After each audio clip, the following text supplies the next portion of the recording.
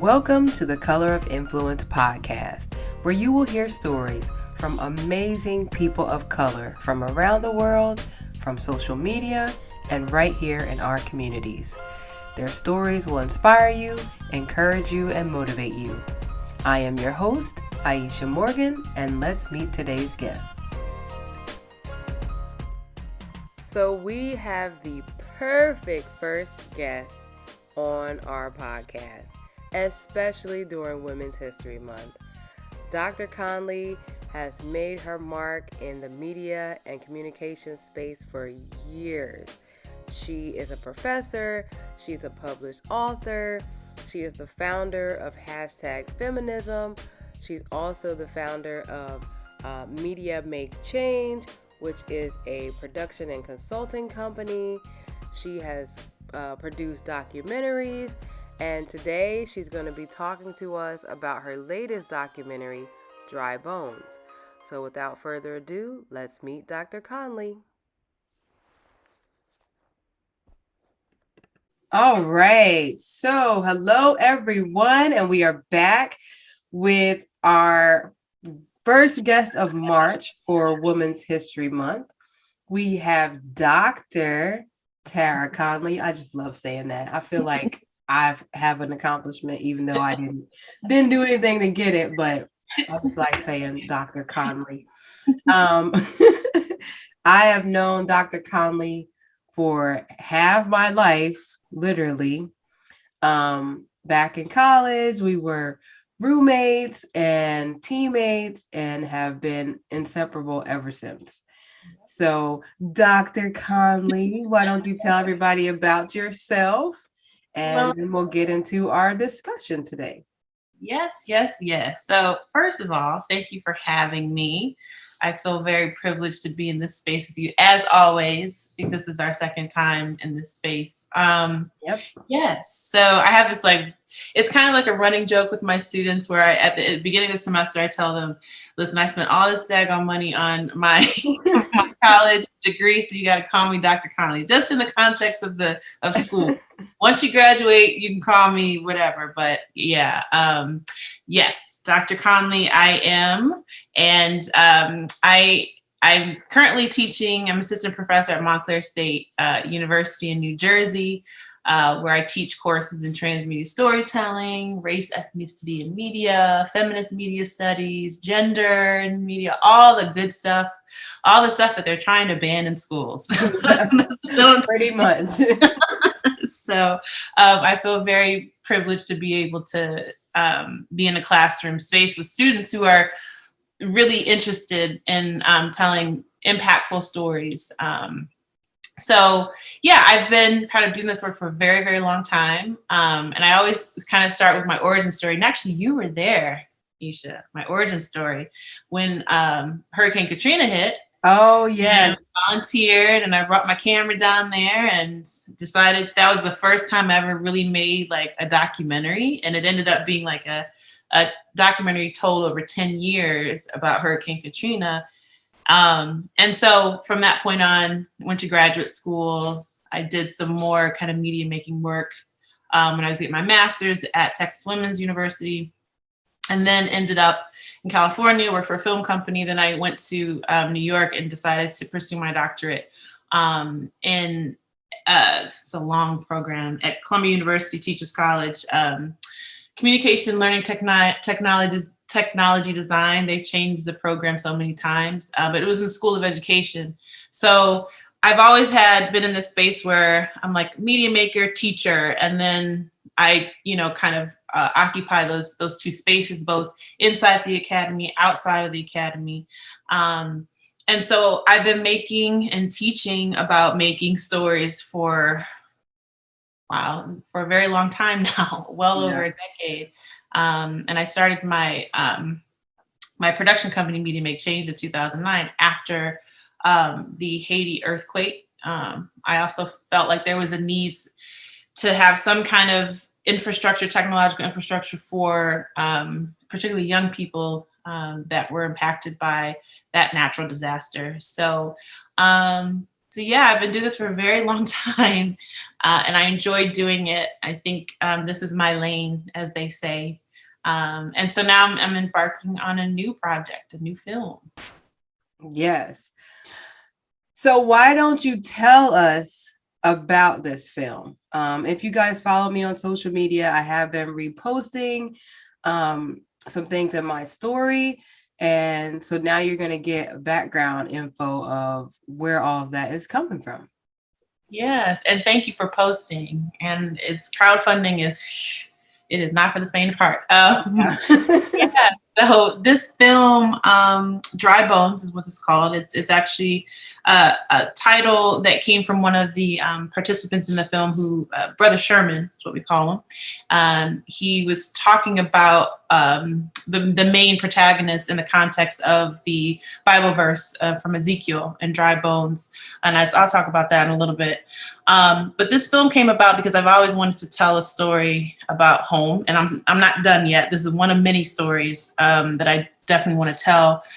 But I always remember my mother and my bunch of family members that grew up in Elyria, Ohio, where the story takes place, talking about a man named Ike Maxwell. Mm-hmm. And so Ike Maxwell is this famous, legendary football player, local hero, kind of famous football player from the 1970s. He was like LeBron James before LeBron James was LeBron James, if for lack of a better description. Yeah. He was coming up during a time in this like 1975. So after the civil rights movement, kind of the turn of the century. He was touted to be the next big thing, the next big athlete to come out of Ohio. But his family confronted a series of traumatic events along the way, even before the one incident that I think kind of derailed his career. Mm-hmm.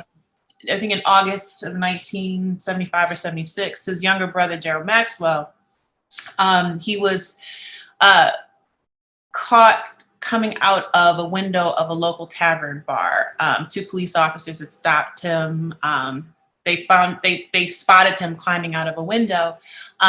So long story short, it ended up with one of the police officers, a white police officer, shooting him and killing him as he was coming out of the tavern. 19 years old, young man. And for the Maxwell family, they have a lot of kids. There's lots of kids in the family, and they actually grew up down the block, a couple blocks down from my mother's family, another big family. So after that happened, I think this was like right after Ike had graduated from high school, there was what they were calling a race riot that happened in Elyria as a result of the killing. Okay. And Ike I think he had gone to Miami. He was supposed to play for University of Miami. It didn't work out. He had really no supports, as most families back then, big families, not a lot of money coming in. Right. So he ended up coming back to Ohio, went to the University of Akron, didn't work out. His brother was killed. This is after his father was also shot and killed years earlier. So if you can imagine being an athlete, a young kid coming out, carrying the weight of the hopes and dreams of your town. Yeah. And then not being able to fulfill that dream because of these issues that were happening. So he didn't end up doing those things. He had to come back home. And then he ended up kind of confronting a series of traumatic events after the killing.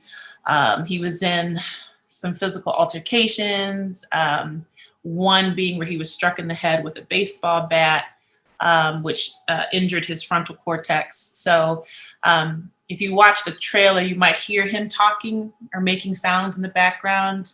Since he's not able to articulate full sentences.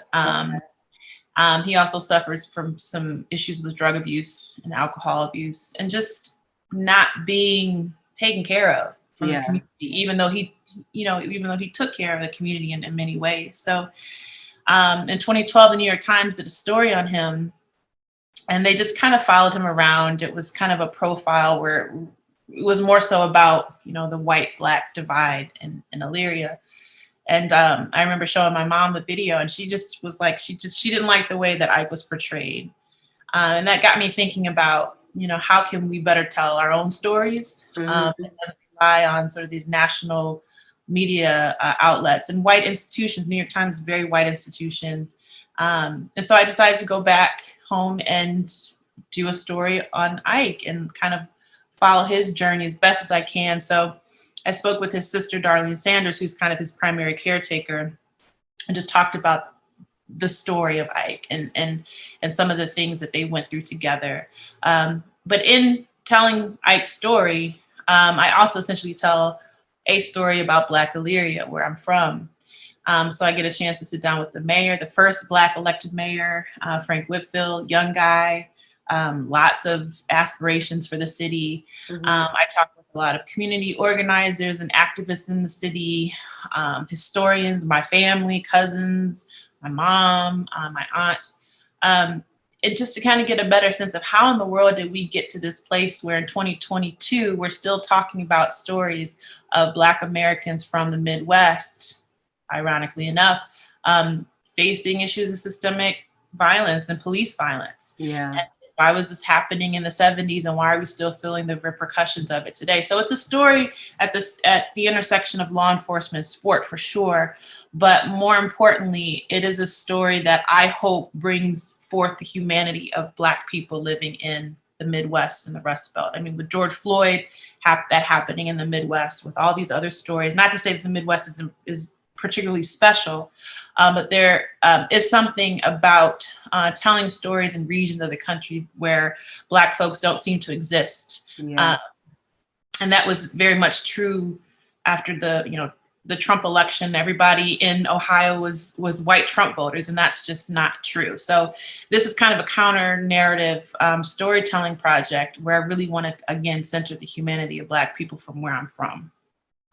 So do you feel that those same racist mindset of police and people that are not Black are still in existence there? Or is it, because I mean, you clearly were going around to different locations. So did you have to encounter any adversity in doing that? So the Rust Belt, or Northeast Ohio, Ohio in general is a unique area. The people are unique in the sense that it's not overt racism that we might, be more familiar with maybe in the South or older depictions of the South. Yeah. It's kind of nice racism, it's kind of like passive aggressive type. Yeah. And it's like, but we all went to school together. We all eat the same diner together. So just by virtue of our proximity, I can't be a racist kind of a thing. Even though, the systems in place and the institutions in place in these cities are absolutely racist and discriminatory. Like, they don't favor Black people. Right. And I know I'm not just saying this as a rhetorical device. For example, Daryl Maxwell, they ended the Elyria Police Department ended up settling with the Maxwell family. Zora Maxwell, who is Darlene, Ike, and Daryl's mother, she ended up getting a $17,500 settlement for her son's life in 1979, I think. $17,000. Imagine your child being killed by a police officer, and that police force admitting they were wrong, right? And you getting $17,000 for that. And she was actually seeking $2 million. So, but they were struggling. So she took what she had to take. And again, this was the 70s. Yeah. But this is what I'm just saying, like these little instances of like systemic racism that pop up in our judicial systems, our court systems, our police systems, our education systems. Yes, all those things still exist. But in this region, we don't like to talk about it because it's not nice to talk about. Right. Yeah. It's not, why do we have to look at race? Why do we always have to talk about race? Elyria is not racist. I'm not racist. Like, these are the constant conversations that are always bubbling up whenever, issues around Ike's story or even issues around the politics of the time come up. So I'm just trying to get away from that niceness. I'm trying to like have a really honest conversation amongst my community, but also, telling us a local story in the national discourse, because I think I guarantee that the nice racist systems aren't only happening in, Elyria, Ohio, or the Ohio region. Right. They're happening everywhere. Oh yeah. But we just don't know how to talk about it. So Yeah. yeah. Did you interview any of the like the white people that had an association to the story? Yeah, so that's a good question. So we're about 80% done with the film, which is why we're doing this crowdfunding campaign to finish production. Some of the interviews that I want to continue to work to get are from city council members, some white folks who were, like you said, around during that time. I'm hoping to get one interview from a gentleman who is on the head of the Sports Hall of Fame in Elyria. Another subset of the story in the film is one of the community activists is trying to get Elyria to induct Ike into the Elyria Hall of Fame, Sports Hall of Fame, but they won't do it because they said he was involved in drugs. This is a very white committee, Hall of Fame committee. Got it. So I am trying to get a few of those perspectives, kind of like, why can't we honor Ike while he's still alive? Like, you're telling me that you can't give him his props because he struggled with drugs? Yeah. In like the 80s and 90s. And so that's the kind of conversation I want to have. But at the same time, this is a Black story, and I want to make sure that I'm centering, again, Black people in this film, and with the acknowledgement that, there are white perspectives that are important to add context and texture to the story, but they aren't the story, though. Right. Yeah.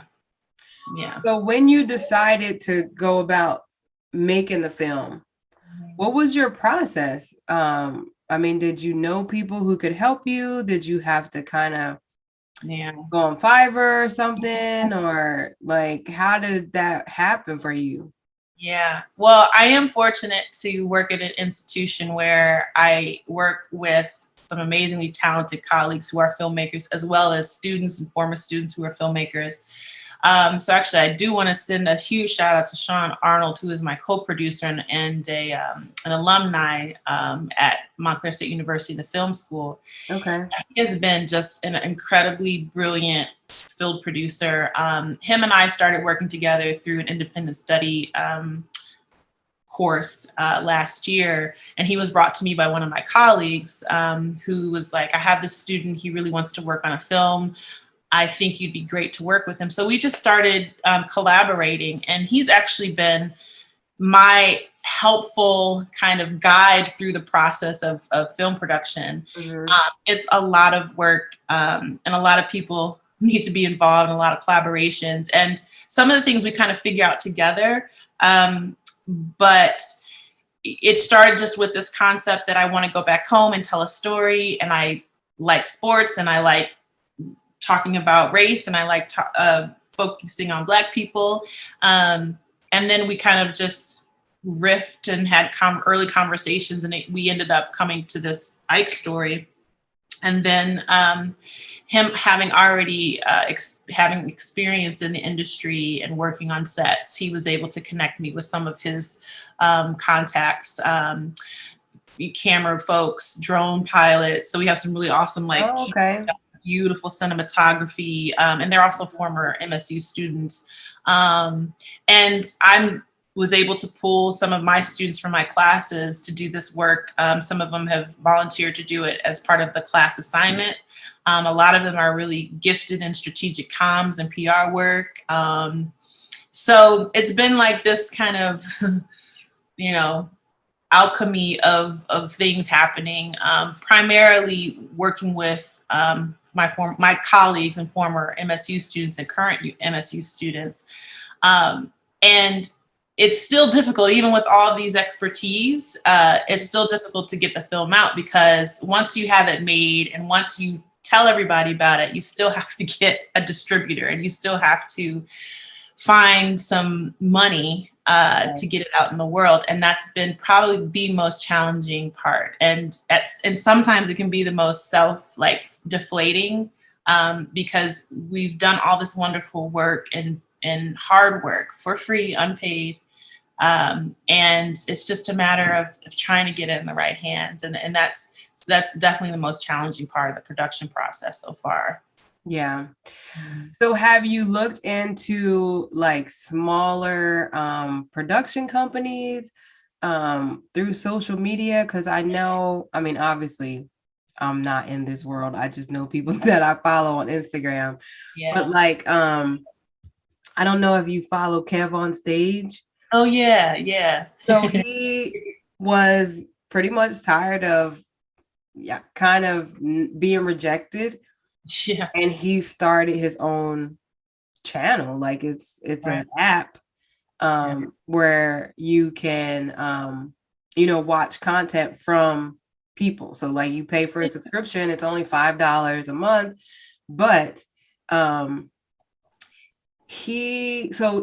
would listen to an interview that he did, and he talked about the fact that they don't have money to like pay you per se.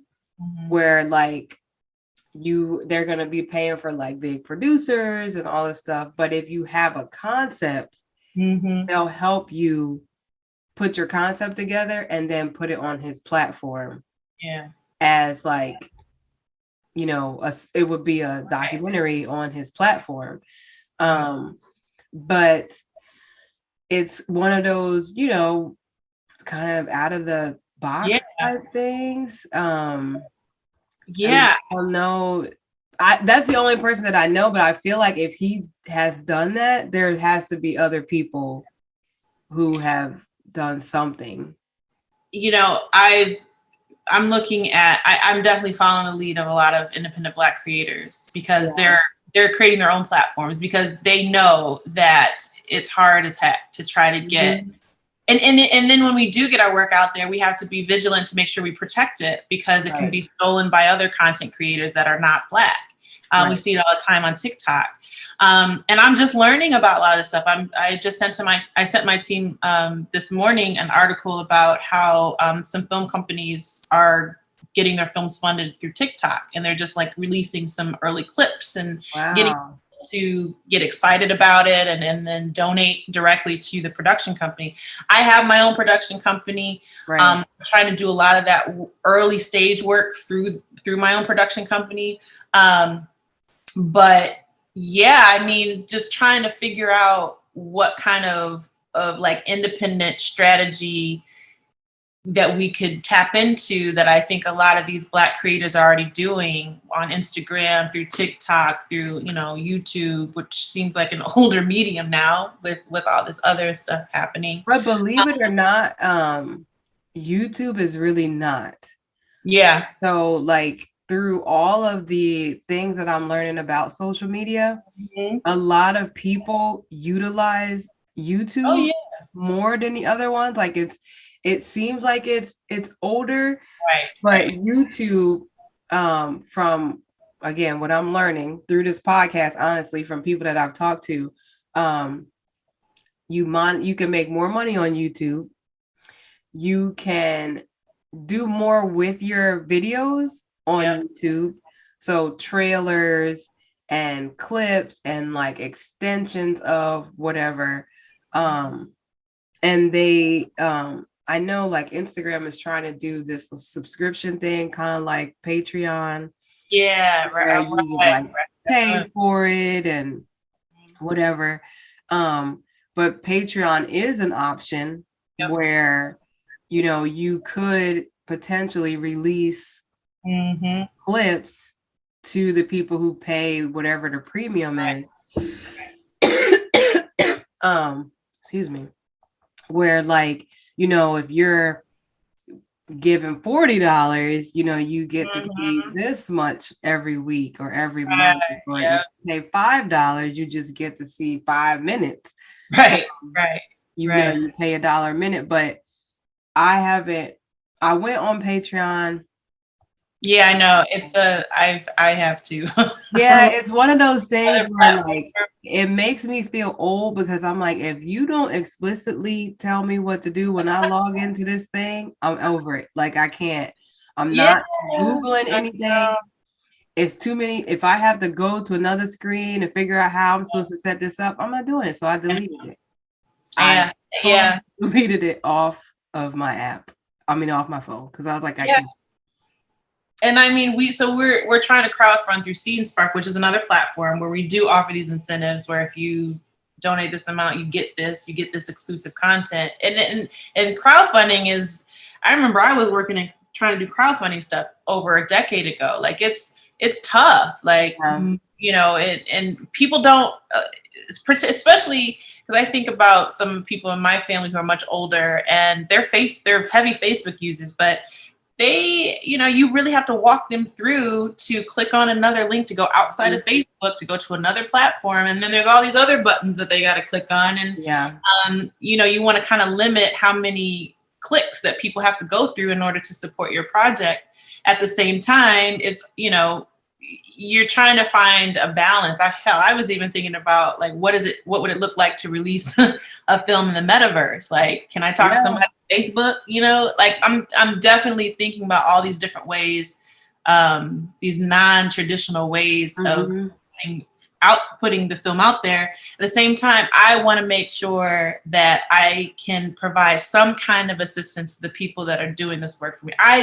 It breaks my heart that the majority of the work that we're doing is for free.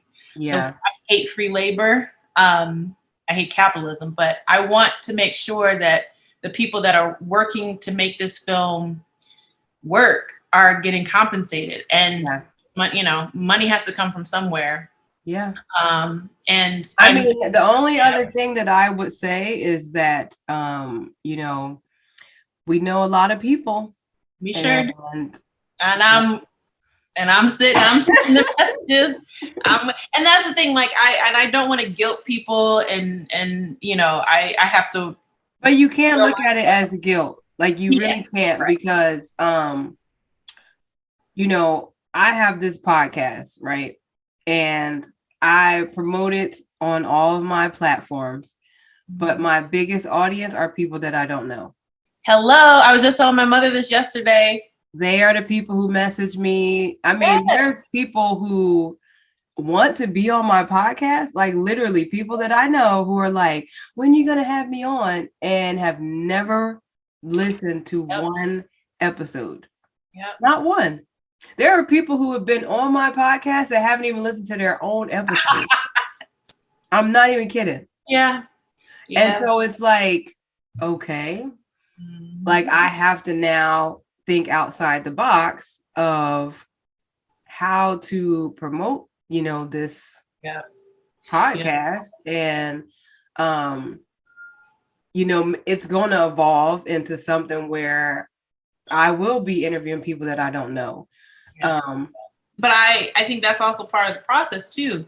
I think we should be allowed to do the work that we want to do and kind of figure it out as we go. I have my students do an audience analysis for all their projects. So we actually do the audience profile. You have your core audience, your reach audience, like your do or dies, people that you know are going to support you. Yeah. And it's iterative. They're always coming back and revising that audience analysis. It's never a static plan or static strategy because media environments are constantly changing. Yeah.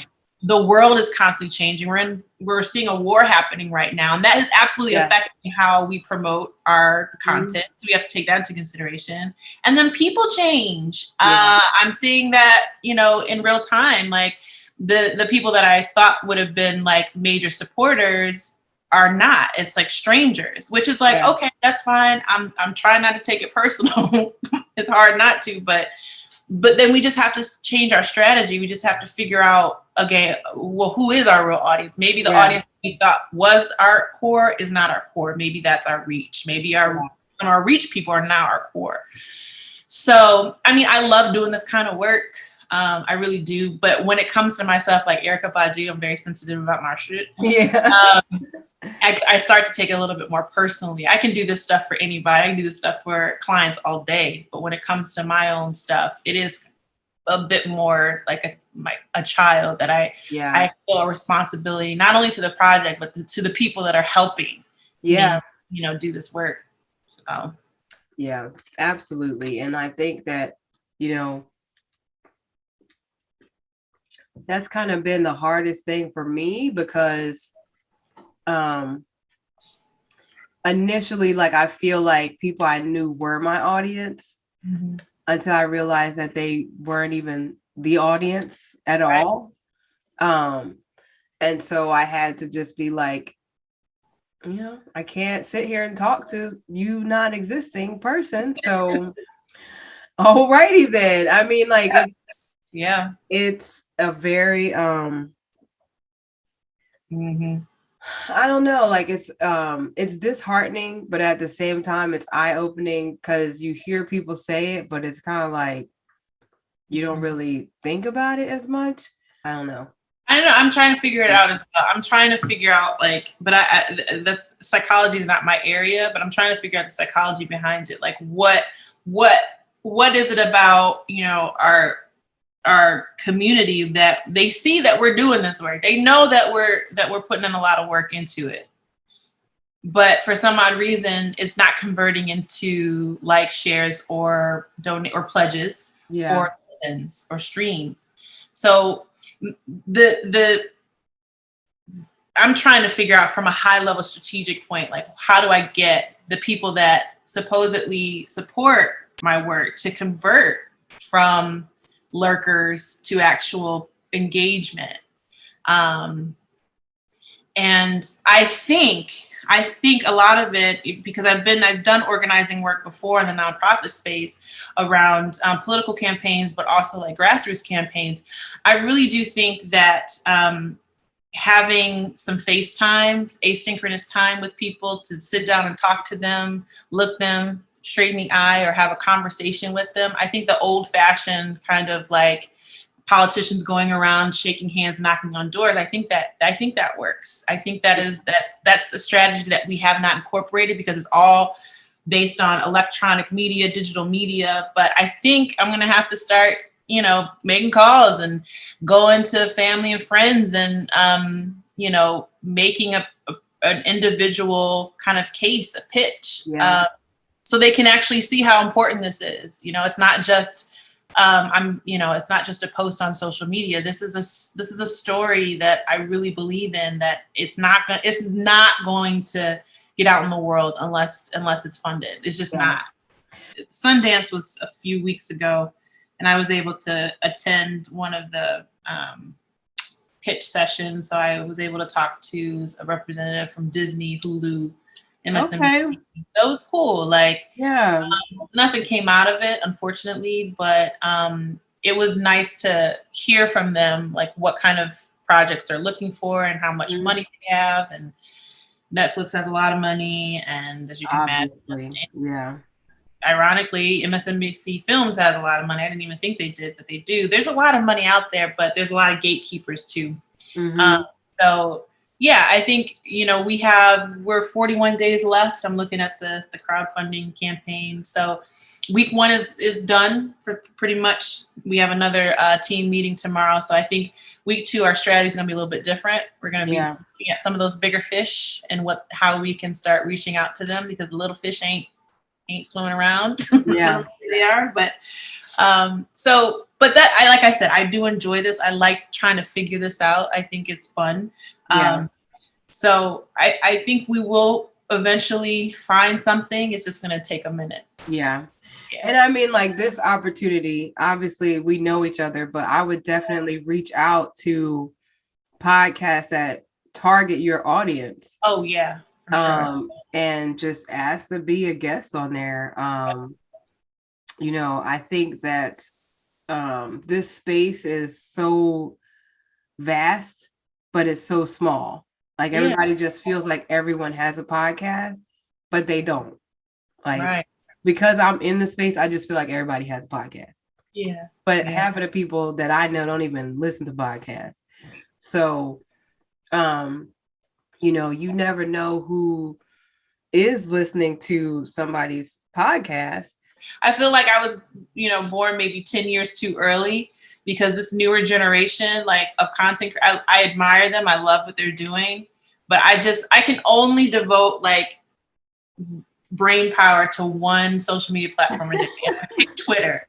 I can't imagine being on TikTok, although my mom's on it all day. So my mom too. I know, and it's funny. It's so funny. It's crazy. I just haven't been on there lately, but oh yeah. And see, like, I'm an Instagram person. Like, I'm not. Yeah. I just do like the videos, and like, I would say this though, it depends. It's like hit or miss on Instagram, but like, if I see like a bunch of people do a video to a sound, like, I'll do it just to see, like, how far it'll go. Right. But I'm definitely not going viral. Me and Jamel were about to be late because I could not do it. That's why I can't do it. Like, what are you doing? I was like, I don't care. I'm just gonna do it, and it didn't like line up correctly. Mm-hmm. But I was just like, it is what it is. Yeah. But yeah. So I can't. I don't have to. I get the gist of it, and I know I've been on it before, and I can see how, like, I would get caught up in that algorithm. Oh yeah. Watching them videos. Oh my goodness. Yeah, you go down the rabbit hole, because then you're like, what other videos do they have? And then 500 videos later, you're like, what time is it? Well, Tara, I think that everything with your film is going to work out. You are going to get enough funding. I'm claiming that for you right now. For everyone that is listening, the link for pledging to Dry Bones will be in our description. And please look out for all of my social media posts, giving you guys updates about it. Go and follow their Instagram and Facebook pages. Those links will also be in the description, so you can go follow and support them as well. And are there any closing remarks that you would like to make? Any information that you want to give to our audience about the film or about yourself before we go?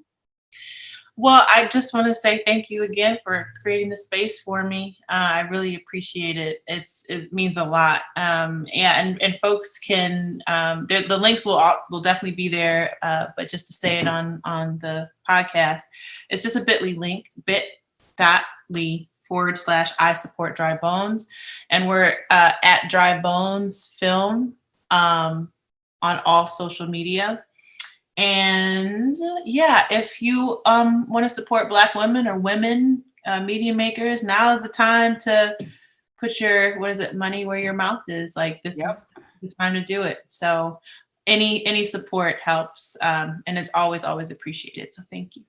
Absolutely. And if you are not in a position to support, I know that you know someone who is. So please, please, please forward all of the information to everyone that you know, so that they can also go out and show their support. Yes, ma'am. Thank you. All right. Thanks for being on, Tara. I can't wait to see the film. Thank you. And that's a wrap on another amazing episode. I know you were just as inspired as I was after hearing today's guest. And to let us know how we're doing, leave us a review, like, and subscribe to the podcast. You can also follow us on all social media platforms, from Facebook to YouTube at The Color of Influence, and on Instagram, _color_of_influence. And our website is still the same, theblackgirlblogger.com, where you can check out all of our episodes as well. And don't forget to share the podcast with someone you know, and have them share it with someone that they know. Thank you all for listening. Until next time, peace out.